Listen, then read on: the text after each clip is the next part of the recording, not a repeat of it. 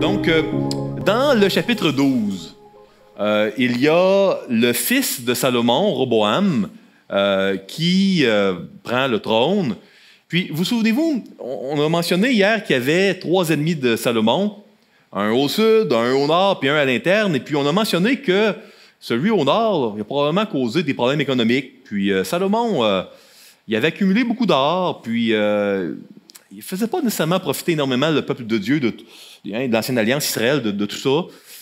Il y avait des tensions qui se sont bâties vers la fin de son règne, parce qu'à chaque mois, il y avait une des tribus qui devait pourvoir à sa table. Et puis, le narrateur dit la quantité de choses qu'il fallait pourvoir, là, c'était incroyable. Là. La table, c'est pas juste la table de la salle à manger, là, c'est tous ses serviteurs, son staff du complexe du palais. Les impôts étaient élevés, le travail, les constructions qu'il a faites, c'était fatigant. Il y a une tension. Le peuple dit à Roboam, « Écoute, si tu allèges un peu, on va te suivre. » Il dit, donnez-moi le temps de prendre conseil. Roboam demande conseil aux vieillards qui étaient là du temps de Salomon. Il leur dit à Roboam, écoute le peuple, allège un peu, puis tout va bien aller. Les jeunes gens disent non, écoute-les pas, puis même dis-leur que tu vas être plus sévère encore, puis que tu vas augmenter le fardeau. Il décide d'écouter les jeunes gens qui avaient grandi à la cour avec lui, et la prophétie se réalise, 10 tribus quittent, et Roboam a l'idée géniale d'envoyer le préposé aux impôts, quand même, il se fait tuer. Donc, ça, c'est ce qui se passe au chapitre 12. Chapitre 13. Chapitre 13, c'est le chapitre formidable dont je vous ai mentionné l'existence hier. Je vous avais dit, en vous parlant de Moloch, l'abomination des fils d'Ammon, puis de Tophet, au sud de Jérusalem, où on faisait des sacrifices humains de bébés pour Moloch, je vous ai dit qu'il y a un prophète, 2 chapitres plus loin, on était à 11 hier, là on est à 13, qui va prophétiser qu'un jour, un fils de David, dont le nom est nommé, l'Éternel guérira, Josias, va détruire tout ça. Donc ça se passe au chapitre 13. Puis il dit même, voici le signe que l'Éternel va accomplir ce que je viens de prophétiser. L'autel de Jéroboam ici là, va se fendre en deux, va se détruire. Jéroboam n'est pas content. Hein? Il dit, arrêtez-le! Immédiatement, l'autel se fend, sa main devient sèche, un peu comme paralysée. On a un faux prophète qui enseigne la parole de Dieu, il se fait tuer par un lion. Ça, c'est le chapitre 13. Chapitre 14. Donc en 12-13, il faut comprendre une chose, hein, les amis. À la même manière que Salomon avait bâti des autels, puis qu'on adorait l'Éternel au temple, mais il y avait du syncrétisme religieux. Syncrétisme, c'est on continue à adorer l'Éternel, mais il y a Milcom, il y a Moloch, il y a Astarté, on a les autres. Jéroboam, il a fait la même chose aussi. Jéroboam, le roi des 10 tribus au nord, il s'est dit, je ne voudrais pas que les gens retournent au temple à Jérusalem, c'est pas gagnant. Je vais faire un veau d'or au sud et un veau d'or au nord. Puis comme ça, les gens ne retourneront pas à Jérusalem. Donc, il a adopté la même pratique de faire du syncrétisme religieux. Chapitre 14, on a, vous savez, le pharaon Shikshak, qui n'aimait pas beaucoup les Israélites. Il n'y avait plus d'ambassadeur d'Israël à sa cour. Lui, il s'est dit, bon, Salomon est parti, il a perdu 10 tribus. Hey, on va aller chercher l'or. Je veux dire, il y en a de l'or à Jérusalem, l'or de Salomon. Il prend son armée, il va conquérir énormément de villes en Juda, il va saccager et vider l'or de Jérusalem. Ça, c'est la 5e année de Roboam. Petite capsule archéologique. Si vous allez à Karnak, en Égypte, sur le temple d'Ammon, vous avez la liste des villes de Juda que le pharaon Shikshak, à cette époque-là, a conquises. Donc, quand la Bible parle de Shikshak qui a conquis différentes villes, la 5e année de Roboam, c'est pas seulement la Bible qui le dit. Vous avez le temple d'Ammon en Égypte, sur le mur, c'est écrit, vous avez la liste des villes. Donc, c'est des éléments qui sont historiques. On sait, comme enfant de Dieu, que la parole est vraie, mais c'est confirmé ailleurs également, et puis c'est quelque chose qui s'est vraiment produit. Chapitre 15, vous avez 4 rois. Donc, au nord, vous avez le fils de Roboam, Abijam, qui n'était pas beaucoup plus gentil que Roboam. Lui non plus, ne suivait pas l'Éternel, Roboam non plus. Et puis là, après ça, vous avez un des 7 bons rois. Il y en a eu 6 à part David, 7 avec David. Vous avez Asa, qui était un bon roi. Ça, c'est ce qui est mentionné au nord. Et au sud, on voit vraiment 2 mauvais rois. Après Jéroboam, il y a eu Nadab. Nadab s'est fait tuer et Baasha a pris la succession. Donc, ça, c'est des résumés un peu là, très sommaires, très succincts, des chapitres 12 à 15. Et ce matin, on se retrouve au chapitre 16. Au chapitre 16, on va rencontrer un personnage qui, je l'ai mentionné lors de l'introduction, est le 2e roi en termes d'importance, auquel on dédie le plus de mots dans le livre des rois. Le premier, c'est Salomon, 11 chapitres sur 47, c'est énorme. Le 2e, c'est le mauvais roi Akab. Et puis, au nord, dans les 10 tribus, avec tous les efforts que Dieu a fait pour le gagner. Donc, on va commencer ce matin le narratif du roi Akab. Lisons ensemble la malédiction que Dieu a fait contre Baasha. On est vraiment là, dans les prochains chapitres au royaume du Nord.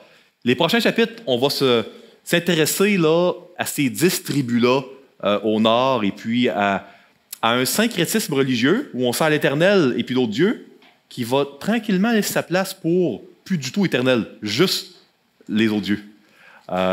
Verset 1, chapitre 16, 1 roi 16.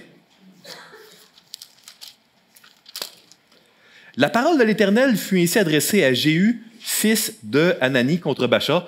Puis attention, ce n'est pas le roi Jéhu qu'on va voir, Jéhu, fils de Nimshi, qu'on va voir apparaître plus tard dans 2 rois. Ce n'est pas le prophète Jéhu, fils de Hanani, c'est deux personnes différentes. Je t'ai élevé, verset 2, de la poussière, et je t'ai établi chef de mon peuple d'Israël. Mais parce que tu as marché dans la voie de Jéroboam et que tu as fait pécher mon peuple d'Israël, pour m'irriter par leur péché, verset 3, voici, je vais balayer Baasha et sa maison, et je rendrai ta maison semblable à la maison de Jéroboam, fils de Nébat. Donc, Jéroboam, il n'y a pas eu une longue succession, hein? Nadab, puis après ça, Baasha l'a tué. Ben, Dieu dit, garde, tu sais les idoles, Baasha? Ça va être la même chose que Jéroboam. Toi non plus, tu n'auras pas une longue lignée, une longue dynastie. Verset 4. Celui de la maison de Baasha qui mourra dans la ville sera mangé par les chiens. Et celui des siens qui mourra dans les champs sera mangé par les oiseaux du ciel. Le reste des actions de Baasha, ce qu'il a fait et ses exploits, cela n'est-il pas écrit dans le livre des Chroniques des rois d'Israël, un livre qui a été perdu, là, qui n'existe plus, comme je vous l'ai dit. 6. Baasha se coucha avec ses pères et il fut enterré à Tirtsa et Éla, son fils, régna à sa place. Verset 7. Oups. Et voilà. 7. La parole de l'Éternel s'était manifestée par le prophète Jéhu, fils de Hanani, contre Baasha et contre sa maison à cause de tout le mal qu'il avait fait sous les yeux de l'Éternel, en l'irritant par l'œuvre de ses mains et en devenant semblable à la maison de Jéroboam et parce qu'il avait frappé la maison de Jéroboam. Donc, on voit qu'il a gardé Baasha tout comme Nadab, tout comme Jéroboam. Hein, Baasha, c'est le 3e roi du royaume du Nord. Il a gardé l'habitude, avec les veaux d'or, de faire une religion là, qui est préfabriquée, qui est selon ses termes, culturellement appropriée, qui est très différente de ce que Dieu voulait. Puis, alors que les gens... Lui était confortable avec ça, Baasha. Il était en paix avec ça.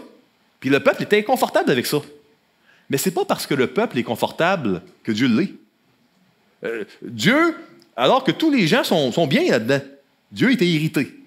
Sa colère grandissait et sa patience, ça me nuisait, ce qui a amené des changements de roi. Mais on voit que ça ne fait pas la job, ça ne remplit pas le vide que le rejet de l'Éternel a donné. Donc, qu'est-ce qu'une idole? On en a nommé hier, on va en parler encore aujourd'hui. J'aimerais vous proposer qu'une idole, c'est toute chose, toute personne, tout objet, toute occupation, sur lequel on va s'appuyer pour aller chercher de l'identité, un refuge, de la sécurité, ou encore de la prospérité. Donc, si on s'appuie sur quelque chose pour réussir notre vie, ultimement autre que Dieu, ben, c'est une idole. Si on fait quelque chose pour être quelqu'un, puis notre valeur personnelle, notre identité y est attachée, ben, c'est une idole. Tout ce qui prend plus de place que Dieu dans notre cœur, c'est une idole. Les pires idoles, c'est évidemment les bonnes choses. Parce que, on est tous d'accord que de sacrifier des enfants à une statue là, en fournaise avec une tête de bœuf, là, bon, je veux dire, pas besoin d'être chrétien là, pour trouver que ça fait aucun sens. Maintenant, tout ce qui est bon peut prendre plus de place que Dieu, être une idole, puis passer plus inaperçu. Souvenez-vous de Salomon, ça a commencé par l'amour. Un amour certainement authentique envers des femmes étrangères, mais qui, outre le fait qu'il ne servait pas l'Éternel, était probablement d'aussi bonne ou d'aussi pire personne que vous et moi. Là. Donc, des gens là, normaux, ça devait être des dames très gentilles, qui ne devaient pas être déplaisantes non plus. Salomon les aimait vraiment. Il était entraîné par l'amour. C'est le texte qui nous dit. Hein? Donc, comprenez que ça commence par des choses qui sont bonnes, mais qui sont à côté de la volonté de Dieu, ou qui volent la place de Dieu, ou qui nous amènent à désobéir à Dieu. Et c'est pas des gens qui étaient fous hein, de faire de la procession sacrée, des sacrifices, puis s'agenouiller devant des idoles. Il faut comprendre que c'était la chose trendy, culturellement appropriée. Les corps de métier avaient des idoles, les villages avaient des idoles. C'était la chose que tout le monde faisait. Là. Dans les royaumes d'à côté aussi. C'est ce qu'on faisait. Donc, maintenant, si vous avez été un peu choqué par l'idée là, de la prophétie des cadavres de la maison de Bacha qui vont être mangés par les chiens ou les vautours, il faut se remettre 3000 ans en arrière, à une époque où avoir une sépulture, c'était quoi qui était un peu le signe d'une mort honorable, respectueuse. Quand quelqu'un là n'est pas enterré en Israël, si en plus il est mangé par des chiens, ça c'est dans les villes, ou à la campagne par les oiseaux, des charognards, là, ça c'était la honte familiale. Et puis la famille, c'est important dans l'Ancien Monde. Hein. Ton clan, ta tribu, ta famille, c'était bien plus important que l'argent ou que l'apparence à bien des égards. C'était une valeur très, très, très forte dans l'Ancien Moyen-Orient. Maintenant, les chiens, nous, on a nos petits pitous, on les aime, ils sont gentils. Certains d'entre vous leur donnent à manger, les font coucher dans votre lit. Tu sais, il faut comprendre que les chiens, dans l'Ancien Monde, c'était probablement l'équivalent des rats au Québec. Si vous voulez traduire en québécois ce passage-là, tu sais, quelqu'un qui dit ton cadavre va être mangé par des rats. Oh. Tu sais, c'est pas chic, tu dis, waouh, je ne veux pas trop me faire d'image, c'est dégueulasse, c'est pas fameux. Ben, c'est un peu l'équivalent. Dans l'Ancien Monde, dire ça va être mangé par des chiens, ben, c'est comme si tu es tellement méprisable puis maudit que ça va être des rats.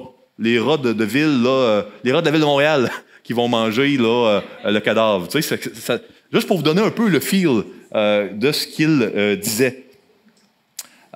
Lisons maintenant le roi Zimri. Puis là, vous allez être surpris.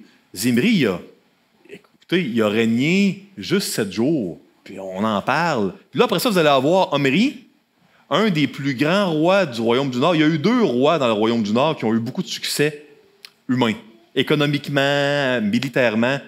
Puis Omri, on en parle 7 versets. Puis on dit, pourquoi on parle si peu d'Omri, dont l'histoire d'ailleurs du monde a gardé là, toutes sortes d'informations.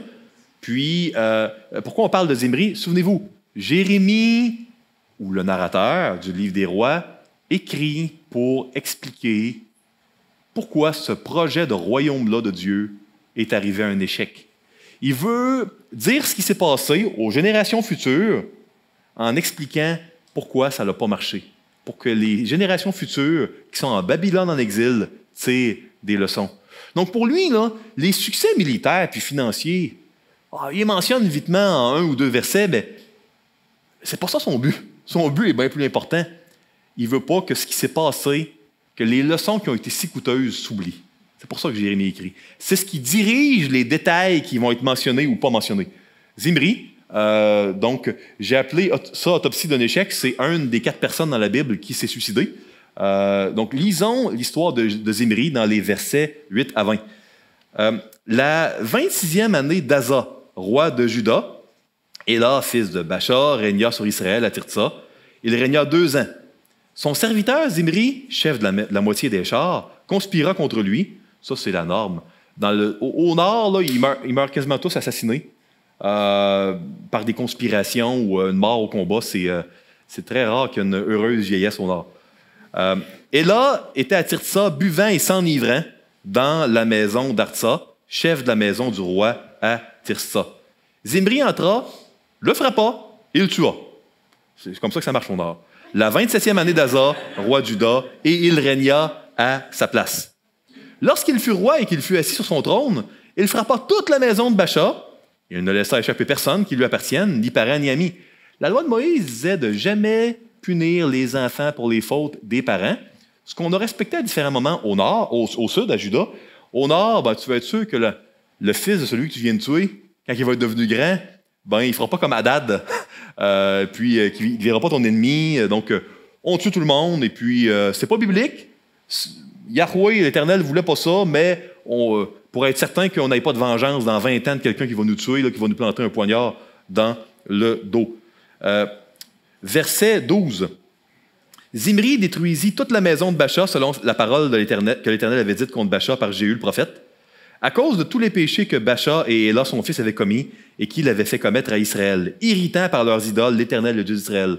Voyez-vous, il était complètement inconscient de cela. C'est ça qui était peurant, hein?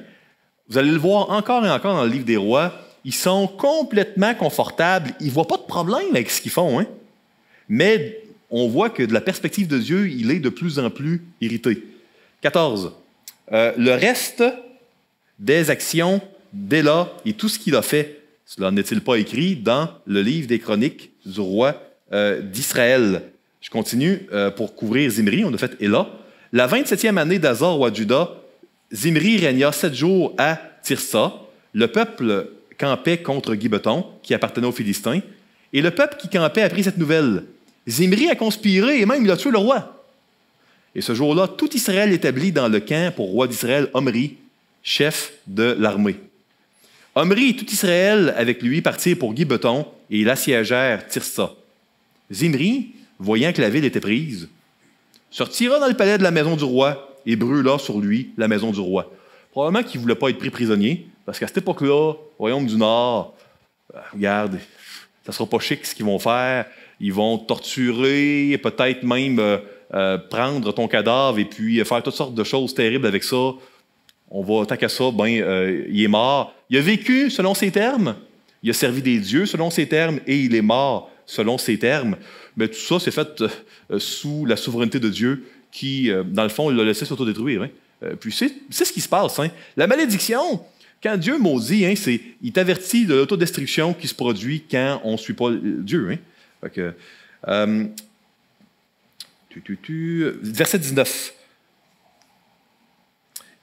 C'est ainsi qu'il mourut à cause des péchés qu'il avait commis en faisant ce qui est mal aux yeux de l'Éternel et en marchant dans la voie de Jéroboam et en se livrant aux péchés que Jéroboam avait commis pour faire pécher Israël. Verset 20. Le reste des actions de Zimri et la conspiration qu'il forma, cela n'est-il pas écrit dans le livre des chroniques des rois d'Israël? Alors le peuple d'Israël se divisa en 2 parties. Une moitié du peuple voulait faire roi Tibni, fils de Ginath.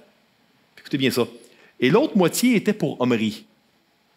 Ceux qui suivaient Omri l'emportèrent sur ceux qui suivaient Tibni, fils de Ginath.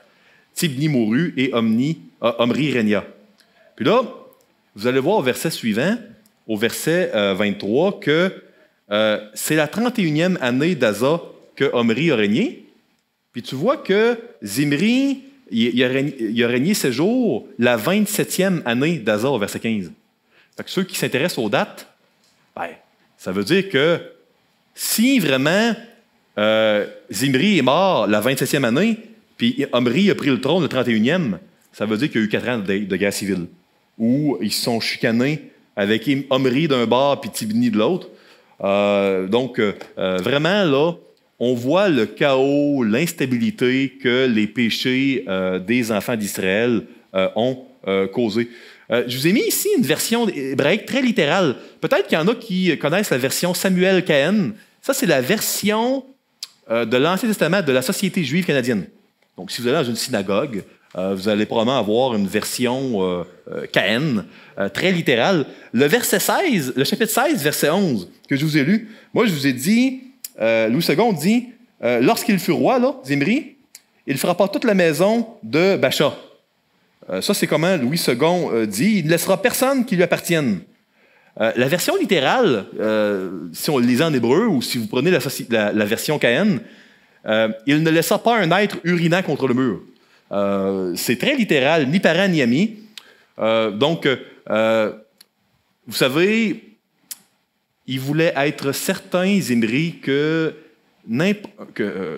enfant, là, à moins que ce soit un bébé, s'il était à l'âge d'uriner contre un mur, c'est une manière de parler de l'époque, hein? C'est littéralement ce que le texte dit. Ben, on va le tuer pour être certain que je ne me fasse pas venger plus tard. Donc, il y a des manières de parler des fois là, qui se sont perdues, qu'on n'utilise plus. Hein. Tu sais, c'est rare qu'on va dire, ben moi, mon fils, c'est plus un bébé, urine contre le mur. Tu sais, on ne parle plus comme ça de nos jours. Mais dans l'ancien temps, c'était une manière de parler. Donc, je voulais vous le citer. Je vais vite un peu volontairement parce que je veux volontairement dédier plus de temps à Akab, à la fin du chapitre, et à Baal. Donc, c'est pour ça que je vais un petit peu plus vite sur les narratifs pour finir à l'heure tout en dédiant un peu plus de temps vers la fin du chapitre. Omri, grand selon les hommes, petit aux yeux de Dieu, 7 versets dans le livre des rois, mais avec Jéroboam II, le roi le plus puissant qui a régné sur le trône d'Israël. Écoutez, il y a énormément de documents archéologiques dans différents pays du monde de l'époque qui parlent d'Omri. En Assyrie, il y a des traces d'Omri. En Syrie, il y a des traces d'Omri. Il y en a au pays, dans les archives de Moab de l'époque qu'on a dans les musées.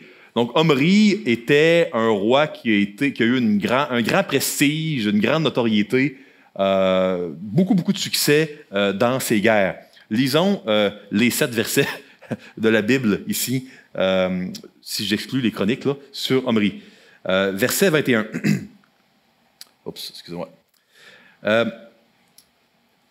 Alors, le peuple d'Israël, je l'ai lu tantôt, se divisait en 2 parties. Une moitié du peuple voulait faire roi Tibni, fils de Ginath, et l'autre moitié était pour Omri. Est-ce que vous vous demandez pourquoi il y a eu cette guerre civile-là? Absolument, le peuple, il n'y a pas de misère à suivre le plus fort. Le plus fort était clairement là, Omri, il a prévalu. Pourquoi le peuple se sont révoltés si vite contre Zimri et contre Omri? Quand vous lisez le texte, est-ce qu'il y a de quoi qui cloche à votre oreille? Je relis le verset ici. Le peuple se divisait en 2 parties. Une moitié du peuple voulait faire roi Tibni, fils de Ginath, et l'autre moitié était pour Omri. Pas de virgule. Okay? Je continue. Ceux qui suivaient Omri, pas de virgule, l'emportèrent sur ceux qui suivaient Tibni, fils de Ginath. Tibni mourut et Omri régna. Écoutez, vous souvenez-vous de Deutéronome 17? Outre qu'il n'y avait pas un grand nombre de femmes qui n'accumulent pas d'or, qu'est-ce que ça disait dans les instructions sur les rois? Exactement. Ça ne devait pas être un étranger. Nous, on lit, puis on dit, il ne donne pas le nom du père. Ben, c'est pas grave, je veux dire. Moi, quand je me suis présenté au début de la semaine, je n'ai pas nommé le nom de mon père. Personne n'a réchigné, je veux dire. Mais, comprenez, tous les rois de Juda, ils vont nommer le nom du père et le nom de la mère. Et au nord, dans le royaume d'Israël, on va toujours donner le nom du père. Les 2 seules exceptions des 47 chapitres du livre des rois, c'est Zimri et Omri. Ne pas donner le nom du père, fils de qui, dans l'Ancien Monde à cette époque-là, ça, là, c'était le lecteur de l'Ancien Monde qui lit ça, il disait, hein, OK, conclusion, ben, c'est probablement pas un enfant d'Israël, parce que sinon on le dirait. C'est pas clair dans le texte, mais c'est aussi inusité de ne pas mettre le nom du père que si vous alliez pour voter là, dans une élection, là, puis il n'y a pas le prénom. Vous avez tous les prénoms et noms des candidats, puis il y en a un qu'il n'y a pas le prénom, ou il n'y a pas le nom de famille. Je veux dire, il y a un problème, c'est quoi, y a-tu quoi caché? Sais-tu que son nom de famille, c'est Hitler, ou c'est quoi? Je veux dire, c'est pourquoi qu'il ne met pas le prénom ou le nom de famille? C'est supposé, normalement, dans un scrutin de vote, ça s'attend à ce qu'il y ait le prénom puis le nom de famille. Ben, c'est un peu ce genre d'omission-là, ici, qu'il a. Ça serait très, très plausible que Zimri puis Omri aient été des étrangers. C'est pour ça qu'après ce jour, on a tassé Zimri puis qu'Omri, même si c'était le plus fort, il était contesté par Tibni, qui lui était fils de Ginath, qui était un enfant d'Israël. Continuons. Je vais aller... Hop là. Ouais, on va aller au verset 23. La 31e année d'Asa, roi de Juda, quand la guerre civile finit après 4 ans, Omri régna sur Israël. Il régna 12 ans. Après avoir régné 6 ans à Tirsa, il acheta de Shemer la montagne de Samarie pour 2 talents d'argent. Il bâtit sur la montagne et il donna à la ville qu'il bâtit le nom de Samarie, d'après le nom de Shemer, seigneur de la montagne. Ainsi est née la capitale idolâtre du royaume du Nord qui allait persister jusqu'en 722, où les Assyriens ont détruit Samarie. Donc, c'est lui, Omri, qui a bâti la capitale. Ben, tu sais, Zimri a brûlé le palais, fait que faut bien se trouver une place à un moment donné. Omri fit ce qui est mal aux yeux de l'Éternel, et il agit plus mal que tous ceux qui avaient été avant lui. Il marcha dans toute la voie. C'est le premier, hein? À date, on dit il a fait tout le mal de Jéroboam. Il l'a égalé. Dans toute la voie de Jéroboam, fils de Nébat, et se livra au péché que Jéroboam avait fait commettre à Israël, irritant par leurs idoles l'Éternel, le Dieu d'Israël. 27. Le reste des actions d'Omri, ce qu'il a fait et ses exploits, cela n'est-il pas écrit dans le livre des chroniques des rois d'Israël? Je vous ai mis à la diapo suivante la stèle de Mesha. En 1868, un archéologue du nom de Charles Warren a découvert au Moyen-Orient cette grande pierre qui est écrite en moabite ancien, okay, qui relate l'histoire de leur défaite par Omri, mais de leur perspective. Et puis, cette stèle-là est très importante parce qu'elle a permis aux spécialistes en langue ancienne de mieux comprendre d'ailleurs le moabite, qui est un langage là, de l'époque. Et puis, elle explique que eux, de leur perspective, savez-vous comment ils ont vécu ça?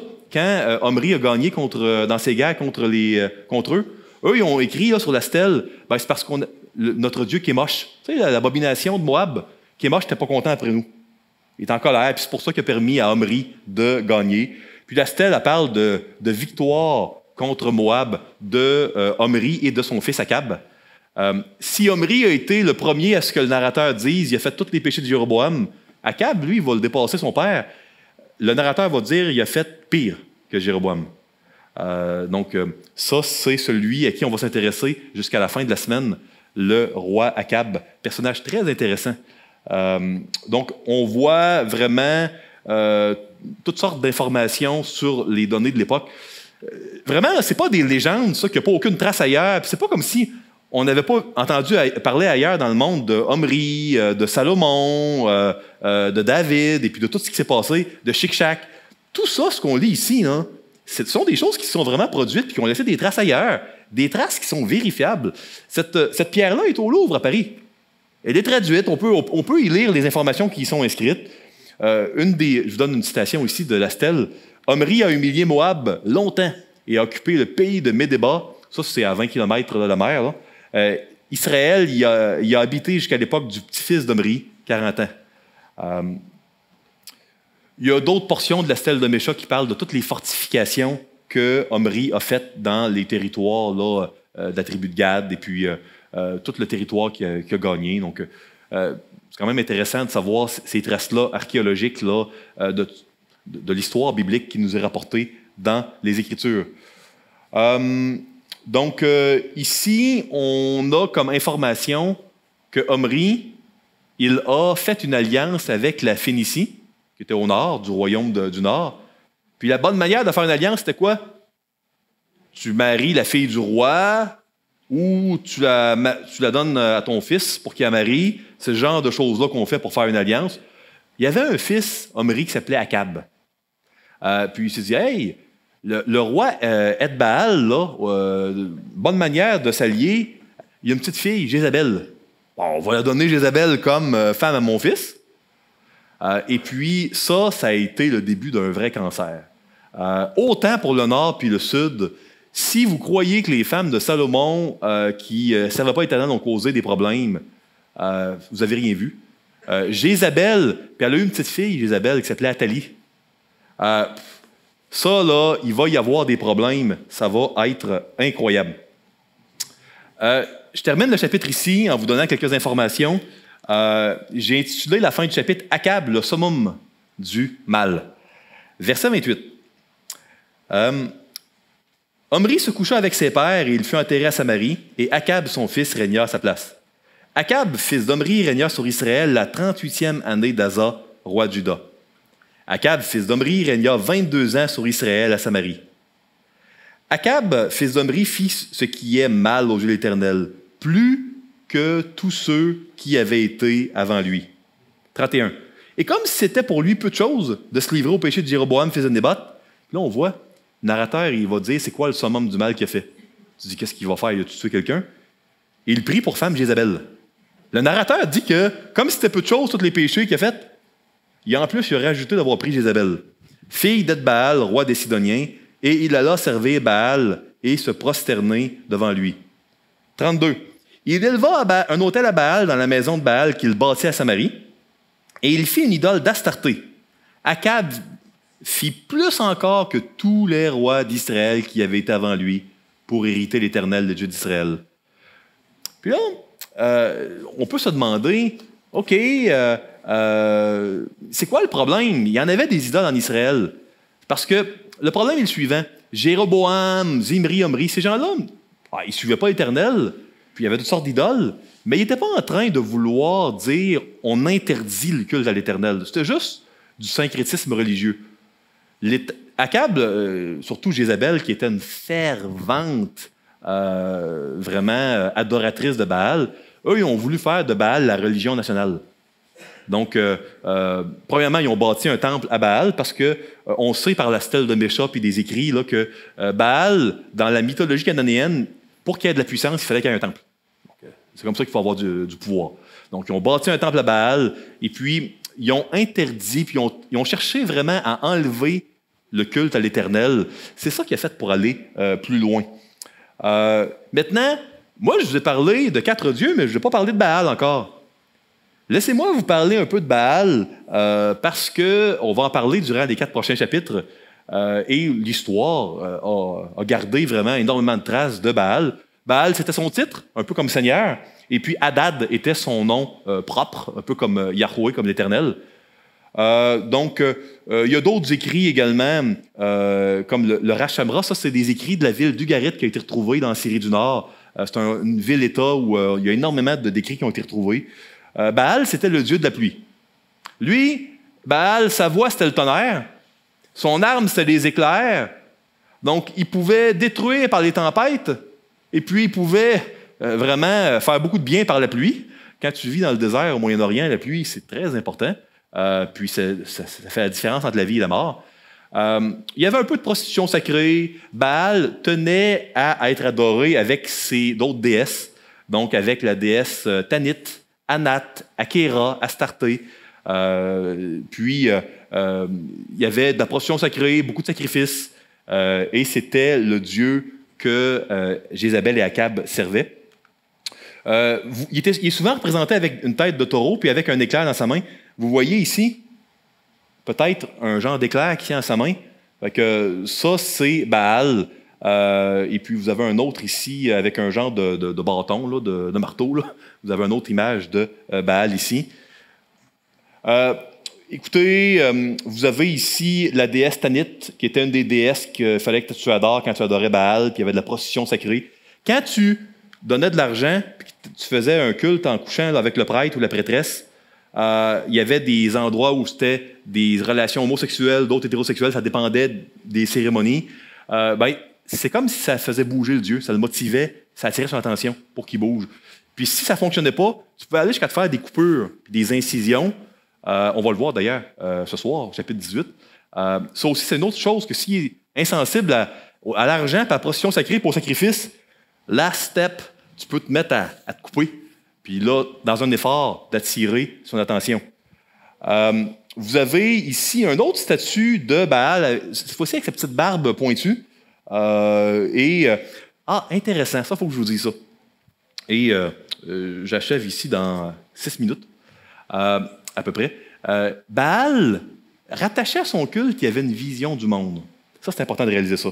Vous ne verrez jamais dans les écrits de Baal l'idée d'être pardonné pour tes péchés, puis être justifié devant Dieu, puis la vie éternelle. C'était du court terme. Tu servais Baal parce que tu voulais là qu'il y ait de la pluie, parce que c'était sec. Il y avait 3 types de fertilité. Quand tu servais Baal, là, il te donnait fertilité pour tes récoltes, pour tes troupeaux ou tes enfants. Fait que c'était très, très court terme. Tu vas avoir un enfant, tu vas sacrifier à Baal. Tu veux qu'il y ait de la pluie pour tes champs, Baal. Tes bœufs ou tes brebis n'ont plus de bébés, Baal. C'était du court terme. Fait que relié vraiment à Baal, il y avait une pensée succès, sécurité dans le court terme. De quelle manière on pourrait comparer cette religion d'État-là de nos jours? C'est quoi les idoles? Les refuges sur lesquels on va aller chercher une valeur identitaire. On va vouloir aller chercher une sécurité qui sont rattachés à une vision du monde court terme. On a des problèmes là, puis est-ce que c'est des relations? Est-ce que c'est l'argent?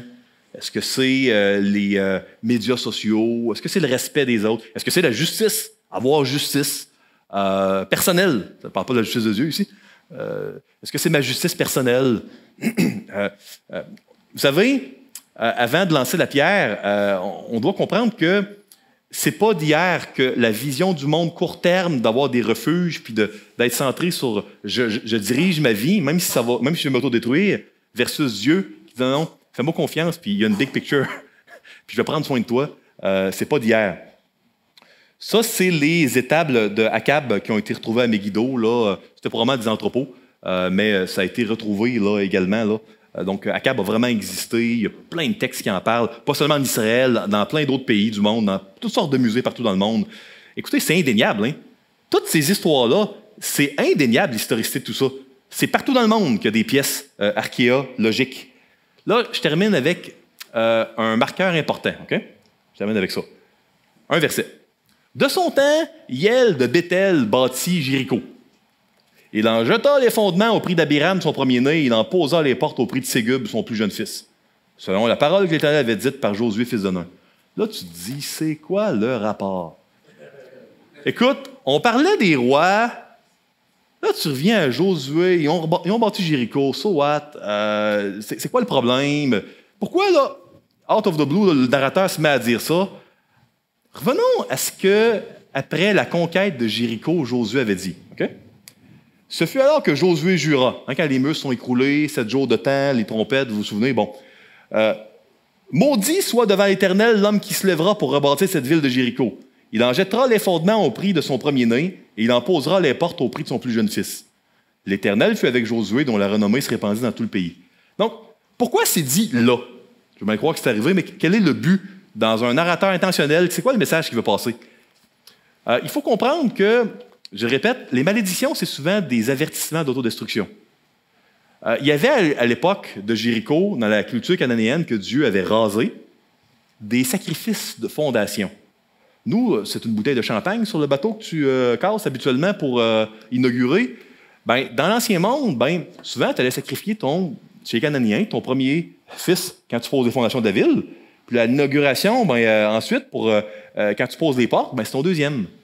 Puis quand Josué, il maudit celui qui va rebâtir Jéricho, ce qu'il dit, dans le fond, moi, j'aimerais vous suggérer que c'est pas pour rien que Dieu rase tout ça. Ne rebâtissez jamais, c'est pas tant juste Jéricho, mais ce qu'elle représente Jéricho. Toute la culture puis la religion païenne qui irritait Dieu puis qui amenait des affaires terribles envers les enfants puis envers les femmes, qui traitaient pire que les animaux, les Cananéens. Il faut jamais, jamais retourner là. Et puis là, on a un marqueur. Le narrateur, il nous dit, regardez, ils ont rebâti Jéricho. Ils ont refait des sacrifices de fondation. C'est pas clair dans le texte. Regardez, le royaume d'Israël est devenu comme... C'est cananéisé. est devenu comme les Cananéens que Dieu avait détruits. Regardez, on est revenu en Canaan. C'est un peu genre Juge 19. Regardez, Gibéa de Benjamin est comme Sodome et Gomorrhe. C'est ça que le narrateur dit. Fait que vous avez un marqueur il y a 2 marqueurs dans le livre des rois très importants. Il y en a un avant l'arrivée d'Élie et un avant l'arrivée d'Élisée. Fait que, on conclut l'histoire d'Akab et puis d'Omri et Zimri en disant, regardez, à partir de maintenant, là, Dieu va dealer avec le royaume du Nord là, qui est redevenu cananéen. Comment il va faire ça? Verset d'après, Élie le Tishbite arrive. Il va y avoir un 2e marqueur important qu'on va toucher cette année, le chapitre d'après, Élisée, fils de Shaphat, arrive. 2 marqueurs, on a le premier, la cananisation d'Israël. Application, puis je vous laisse aller après. 1. Merci de votre patience. Notre roi peut nous conduire à un culte agréable à Dieu. Fait que quand on lit tout ça, soyez pas découragés en voyant que c'est une tâche impossible à tous ces rois-là d'amener le peuple de Dieu vraiment à amener un culte valable. Notre roi, c'est Jésus-Christ. Et il l'a rendu, le culte valable, et il le met sur notre compte. Donc, celui qu'on avait besoin, on l'a, c'est Jésus. Et toute personne qui ne l'a pas encore pour roi peut le recevoir comme roi par la foi, en se convertissant au Seigneur Jésus. Donc, ça, c'est important de le mentionner. Hein? 2, notre cœur va causer un culte qui va être de même nature que nos affections.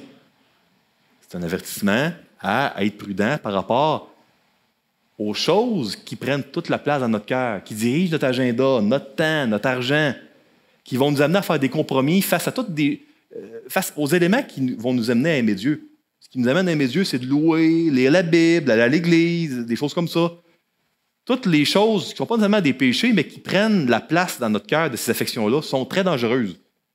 3, notre vie est un culte qui est caractérisé par Dieu ou des idoles. On doit se rappeler de qu'est-ce qui compétitionne avec l'Éternel dans notre cœur, parce que ça pourrait prendre toute la place et devenir la religion d'État un jour. C'est le message que Dieu nous donne dans la Bible. Il faut vraiment le constater. Et 4, voyez-vous, si la pire affaire que Akab a faite, c'est Jézabel, puis je suis obligé de vous dire que dans les prochains chapitres, ça semble être le cas. Vous allez juger par vous-même. Ceux et celles ici qui ont le privilège de choisir leur conjointe, c'est important d'être prudent parce que ça a une influence énorme. Une fois qu'on est marié, c'est tout simplement de chercher à être une bonne influence et puis d'avoir du discernement dans ce qu'on croit qui est une mauvaise influence, tout en aimant et en prenant soin de notre épouse, notre mari. Mais très important de comprendre que on déteint l'un sur l'autre, comme on dit au Québec, dans le mariage. Et puis, il faut en être conscient. Puis le Seigneur, il veut faire des belles choses à travers ça. Prions, s'il vous plaît. Seigneur Dieu, c'est un chapitre, Seigneur, qui nous montre comment on avait besoin de toi, comment on est irrécupérable, sauf par toi, sauf par un sauveur comme toi. Merci parce que même si ça a été coûteux, tu as trouvé le moyen de nous restaurer en mourant à la croix. On ne sera jamais assez reconnaissant pour ça. On te prie, Seigneur, de nous aider à vivre une vie qui est conforme à qui nous sommes en toi. C'est dans le nom de Jésus que nous prions. Amen.